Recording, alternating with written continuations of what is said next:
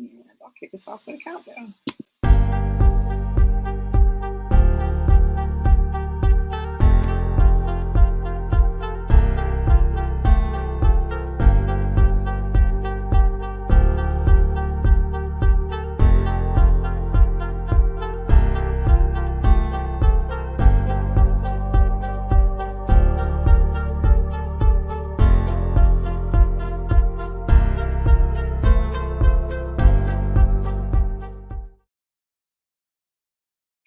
Hey guys, welcome to Wife Talk. It's LaFlower, and I am so excited because we are in the midst of our series, our author preview series that comes along with the Wife Union, the truths and misconceptions of being a wife and marriage and things. And so I'm so excited because on this episode, I got my girl, Lysa, the boss lady, with me. Now, guys, Lysa is flat out fantastic. She is such a shining light. When I've met her doing business, and we've just developed this awesome relationship over the years, and she's just so delightful. She's extremely helpful. She's, like I said, we do business, so she's a serial entrepreneur. When I say serial, I mean it's serial, guys. She her voice will melt you like some amazing milk chocolate. Her voice is amazing. You didn't know that, did you? No. But she's just her heart is just so amazing. And if you don't know her, this is one lady that you definitely want to get to know because she has so much wisdom and light to shine in every room that she steps in. So without further ado, Lysa, how you doing, girl? I am doing great. Thank you so much for that awesome introduction. I learned from you. I think our relationship is give and take. I get from you, what I need to get from you, and I give back what I need to give to everybody. I try to be a light, to everybody. Absolutely, absolutely. Well, I am so excited that you decided to partner with me and the publishing company and produce this vision that I have of the Wife Union. And so, guys, just to give you a little bit of insight, the Wife Union is a community that we're building, a community of wives that will be there to support them. And before we got on, Lisa and I were talking about being a wife. And so the wife union is for those who are married, those who desire to be married, and those who have already, they may be in between marriages. I don't know. But the wife union is for everybody because a wifeship is a mindset that we carry. And that's one of the biggest reasons why I wanted to create the community and to start this book series is so that so many wives can hear from other wives who have been in their position, who may be at the same point that they're at in the journey, or they may be going through something that you've never experienced before. You thought that you were all alone. So I'm just so excited that you decided to share your voice, not only with, our fellow co-authors, but with the world. So thank you so much. So when I was asking, for co-authors and things like that, what was one of the things that that made you say, you know what, I'm ready to be an author? Well, I was waiting to work with you. I know that working with you is fantastic. It's a fantastic experience. We've been sideline business partners, so we don't work just directly together. But the things that I have worked directly with you, I wanted to, I definitely wanted to expand that. And I have wanted to be an author. And it just seemed like this spoke to me. It seemed like, okay, Lysa, you are a super duper wife, like to the third power. Let's talk about it. Exactly. I love it. And so you're right. These co-author programs that I do, it really helps you get your foot in the door because most authors, they have these projects that they've been waiting to do. Like, man, I got to get this book out. But for me, going through this co-author program, it really helps shine some light on the process, the time that it takes, because sometimes it's more lengthy than we may think, the investment that it takes.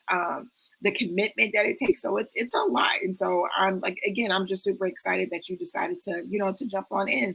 Now, Lysa, before we, get into your chapter and things, tell everyone a little bit more about yourself. Like, where are you located? What do you some of the businesses that you have, and things like that. We got all night. So I'm Lisa. I am 44 years old and I live in the DFW area. I am from Houston, Texas. I relocated to help my parents when my dad got sick. And my mom, she's just adamant that she's not moving back to Houston. So here I am in the DFW area and I'm actually liking it. It's starting to grow on me. And I realized as I get older that I am more apt to the peace and the quiet and the settled, and I really like that. It I didn't stay here before because it wasn't conducive to my businesses. And I do own a travel agency. For 8 years, I've been a travel agency owner, and for 5 years, I've been training travel agents. And now I train a lot of travel agents. Like I'm literally in a different city every month training travel agents. I'm in Cleveland this weekend.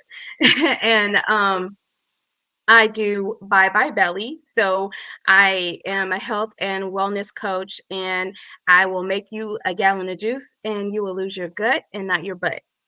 And I am a sexual health and wellness coach. I do bedroom candy, and it's something fun that I like, but I also like the health aspect of it, because it's not just toys. It teaches you how to be sexually healthy and keep your pH balanced and everything like that. So I'm super, super, excited about all of my ventures.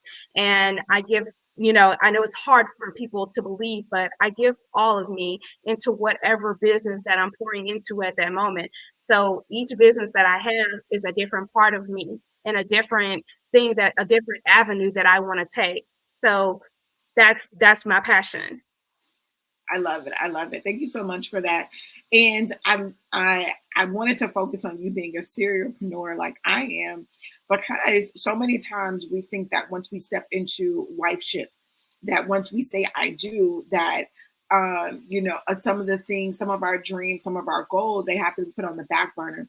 But it's all about communication, commitment, compromise, all of those things. And like you said, being able to put yourself in a position like when you're focusing on something, to just give your all to it. And then once that time is over, then you go back to your family and the other things that you want to that you're focusing on. And it's crazy, we're aligned so much with some of the health and wellness, the sexual health business, all of those things. We both dabbled in, but I believe that all of those things also talk to what it takes to be a great wife. It's like having that, being business savvy, right? Being mindful of our health, being mindful of our ability to be intimate with our spouse. All of those things play a part. So why not make a little extra change on the side while we're helping empower each other as women and as wives? Absolutely, absolutely. And that is something that I think of when I do, all of it. The sexual health and wellness thing, it did start out as a fun thing, but I started learning more because I'm a learner. I like to learn. So I started learning more, and it makes a difference, but not just, in my marriage, not just my sexual, experiences, helping other people understand that, because when people look at things on the surface and they don't get all of the information, then they're missing out on some things. And so I love being that person to be able to give them the information. I want to be the reason you found your blessing and that you're not blocking it anymore. Exactly, exactly. And that's a whole, we can stay all night talking about sexual health and wellness and things, because I am a true advocate, and I think that it's one of the areas in our marriages that don't get enough attention, enough education, enough time, enough patience. And I look at it as a way we can help save a lot more marriages, right? A lot more people be more happy in their situations than to think that everything is so taboo and things. But enough of that. For sure. Let's talk about this chapter in the book. Your chapter was called Respect and Appreciation. Tell us a little bit about that. It's a lot to be a wife. And a lot of times, like you said in the beginning, we think that when we become a wife, that means that we are no longer us, that we don't have to worry about us, we don't have to think about us anymore. And we get so caught up in being a wife and being a mom and being every other thing that we don't respect ourselves and we don't appreciate ourselves and we get lost. And then 5 years down the line, who am I? I don't even know. And how can you love someone fully if you're not loving yourself? Mm, that's big. That's big. We have to remember to stay calibrated. You know, that's my coaching course.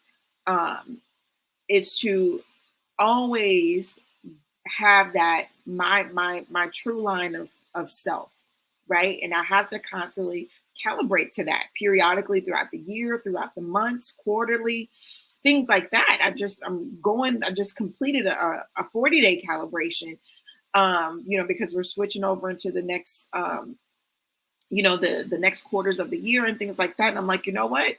I'm gonna have to calibrate a little bit sooner than I thought because I was feeling a little off. I was feeling like, man, I'm not achieving my goals. I'm not, doing, the things that make me happy right now. I'm just so focused on the family, my spouse, my children, businesses, and it's just like I had to just pause and to recalibrate. And so it's so important for us to, in order to have those expectations of boundaries and appreciation, we have to stay calibrated because if we don't, then we'll condition people to love us outside of our calibration, right? Um, so, what do you think about when it comes to appreciation? What's one of the biggest things that you've learned um, about being appreciated as a wife? Ooh. A lot of times it's difficult. And I've noticed that it's difficult for men to appreciate every single thing. You have to, open people's eyes to that. Not just men, but people, period. But I know men think differently than women. So sometimes you have to say, hey, these are the things that I did for you. And I need something back. I need you to say, okay, I appreciate that. Okay, thank you for doing that. Because there's a lot of things that are done in a marriage, and I know personally a lot of things that are done that we just do naturally. We just wake up and do it. We just move, we just do it, right? And sometimes men don't think in that same capacity. It's the wife, it's the mom, just go do it, get it done. And if you're not appreciated for that, then it makes it tedious, it makes it a task. And when you are appreciated, it makes you go above and beyond. I know that if I am appreciated, if thank you for doing this, I appreciate you for that, then it's going to make me go harder and do it even more without it being tiring, without me having to make it an effort, without me having to, feel unappreciated, feel undervalued. And it's important not just to do something because you want to be appreciated, but to be appreciated because you did something. Everybody wants to be appreciated. And the more that you give someone their flowers, the more that garden can grow. That is good. That's good. I love how you said, do it, do it, just do it, right? Don't do Right. it seeking accolades. But it just feels good to get those accolades after you do it. Just do it because you love that person. Do it because you want to make that marriage a little bit easier, or make it work long term and things like that. So that's very important. Another thing, when I was glancing over your chapter, you talked about boundaries. Now, I'm really big on boundaries, like setting the proper expectations, setting your non negotiables, and also boundaries. Again, we have to show people, teach people how to love us, teach people, and sometimes we have to retrain them, reteach them. I did a Fire Friday, I believe earlier this summer, when I said, you know what?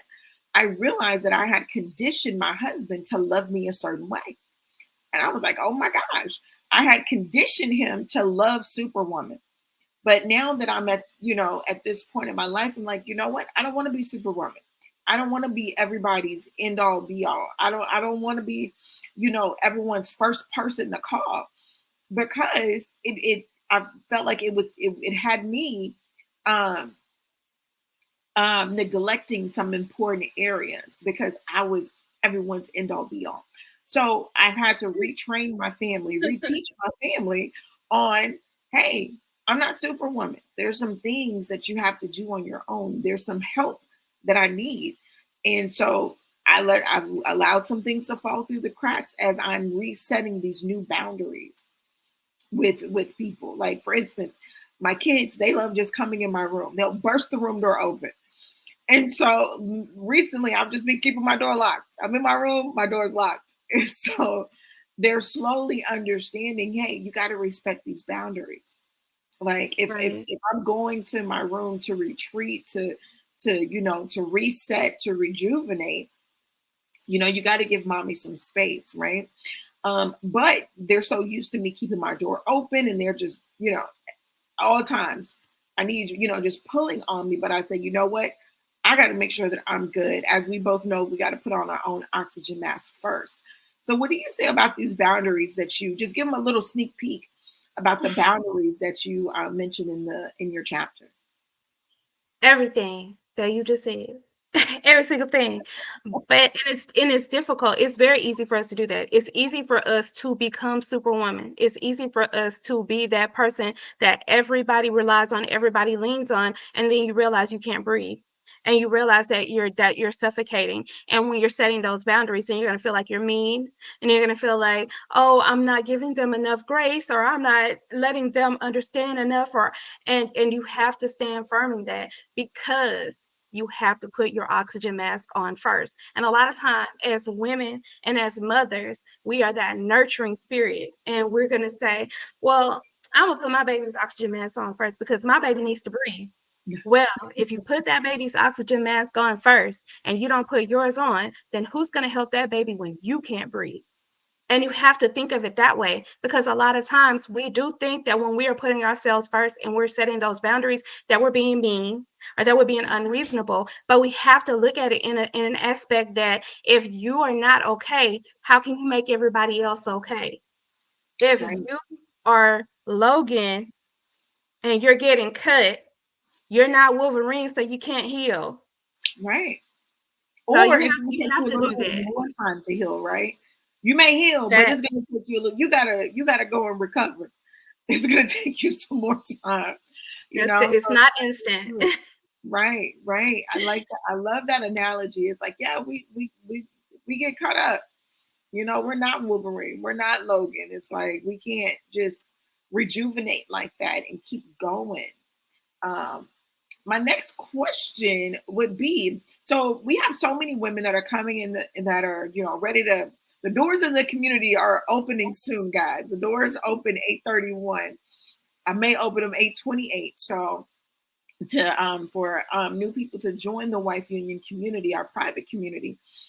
And so, Lysa, we have so many women who desire to be wives, and I know I've had multiple marriages. I know that you've had more than one marriage, and I think that that's cool for us to, that's something that we got to throw out there, right? Because we don't get it right every time, right? We may not get it right the first time, and it hurts. It hurts like hell. It hurts like hell. For me, it did, at least, because I really wanted it to work, right? But there's some things that I wish I would have known before becoming a wife. So what's right. one piece of advice that you would give someone, Lysa, of something that you wish you would have known before you said I do? Um, what I wish that I would have known is to not ignore red flags, to not let Mhm. things slide. Because we think, oh, well, that's just a little thing. Little things turn into big things, and big things turn into big problems. So don't let things slide. Those red flags, it's not a carnival, okay? Pay attention. That is good. That is a really good, because we in a world where I think that we loosely use the word narcissist a lot in these days, Yes. right? It's like once Yes. COVID hit, we went in the dictionary, somebody found this word. It's been, but Yes. I think that we do stay in relationships and we accept people's hands in marriage, um, and we may have seen those red flags before we said I do. So I love that piece of advice, is to not ignore the red flags just because you may be in a vulnerable spot, just maybe because you want to say I do. I know in my first marriage, it was just like, hey, I think it's time. And there were a lot of red flags there, a lot of red flags. And my ex-husband knows these things. We joke about it now. And I say, you know what? It was my fault. It was, I blame me. I don't blame you for how things ended because I ignored some key things to know that Right. this situation probably wasn't set up for longevity. It was cool while it lasted. And Lord knows that I know the Lord doesn't like divorce and things like that. But I also know that, he wants us to be happy. He wants us to thrive. He wants us to be prosperous. He wants us to be in a position where we are protected, that we are provided for, and things like that. And so some of those red flags are big. Like I talk to some women now, and um, I know one of the biggest ones is, he was always in between jobs. He was always in between jobs, and I'm That's a big I'm one. It is a big one. And but you know what else we do? We make excuses. Oh well, he was going through, oh well, he was going through XYZ or he was going through XYZ, and we make excuses when what we should do is talk it out. If he was going through X, Y, and Z, because things happen. Life happens, and life has been lifing for everybody. So what we have to do when we see those red flags, instead of ignoring them, talk it out, put it right on the table. Instantly put it on the table and talk it out, and you'll know when you're having that talk if it was really X, Y, or Z, or if it's really okay, he just doesn't want to work. He doesn't have the working spirit. He just wants to be taken care of. Ooh, And the working spirit. you have to make sure that you have to be accountable for that. You have to be accountable for that. Don't think that because you're ignoring that and you're giving them a pass, that later on down the line is going to be easy. What you're doing is teaching him that it's okay. You're Oh, teaching people how to treat you. that's right. So, We teach people how to treat us. That is such a good one. Okay, so I brought up, the red flag of in between jobs. And even if it wasn't, a previous marriage, but in a relationship, what's one more red flag that we can, give some of the women who are desiring to be wives? What's a red flag that we may want to just say, hey, look out for this? serial infidelity. If they've always cheated on everyone that they've been with, there's no way that you can reconcile the person not being satisfied or for whatever reason with every single person that they've ever been with, that they were unfaithful. And that also opens up the door to maturity and the ability to talk things out. Because if you're going to be unfaithful, and I'm not judging anyone, it's happened to us all. We've all had our stages. But if you're going to be unfaithful, then that's speaking to your level of commitment. That's speaking to your dependability. That's speaking to your reliability, your Oh my honesty, because if you can't be committed in a relationship, then you don't need to be in one. God, you just preached the whole word. I wish I was over there so I can give you an offering or to just drop your cash up in there because that was serial infidelity. Now, one of the things, Lisa, that I found is that we think now this is for the women who are desiring to be wives, so this isn't for children, but we think that the magic, the magic that we have, I'll say that the magic that we have is so amazing that it will cause someone to change, their total person. And I have learned that truly, we can't change men, right? No. We can't change their desires. We can't change the inner man. That's what I'm trying to say. We can't change the person who they are on the inside. We can fix them up. We can buy them some new clothes, get them a new haircut. We can fix them up nice, but we cannot change the inner man. And the inner man is the one who still has those desires. The inner man is the one who has an appetite that we cannot satisfy sometimes, depending on, whatever he is dealing with. And so I've truly learned it's like literally that's between him and the Most High. That's between him and God. God created him. He's the only one that can change it, right? Because they will. It's like then we get into what I like to call imposter syndrome, but it's really not imposter syndrome because they just wanted to be with you. So, but that's, that's another thing that a lot of us are saying now.